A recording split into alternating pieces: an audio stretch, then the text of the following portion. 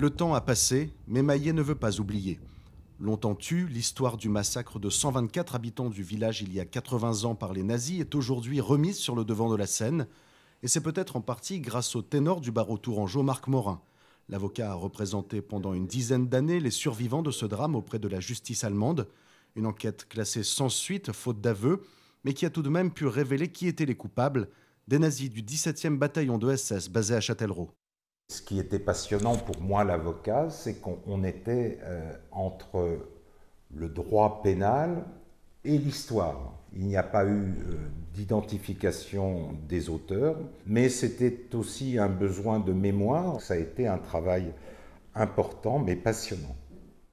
Désormais, pour le maire de la commune, il faut prioritairement s'adresser à la jeunesse. La Maison du Souvenir reçoit en effet plus de 4000 élèves chaque année, autant de futurs passeurs de mémoire.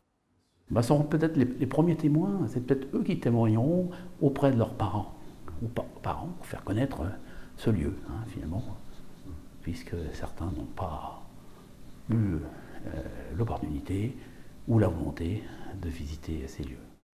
Aujourd'hui, alors que l'on ne compte plus qu'une dizaine de survivants du massacre encore en vie, la Maison du Souvenir perpétue certes la mémoire des victimes de Maillet, mais s'en sert aussi d'exemple pour sensibiliser aux mots contemporains.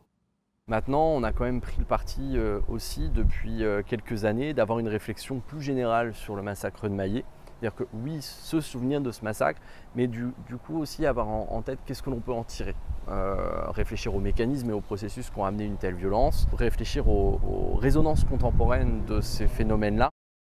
Ce dimanche, les commémorations du 80e anniversaire du massacre de Maillet débuteront à 9 h.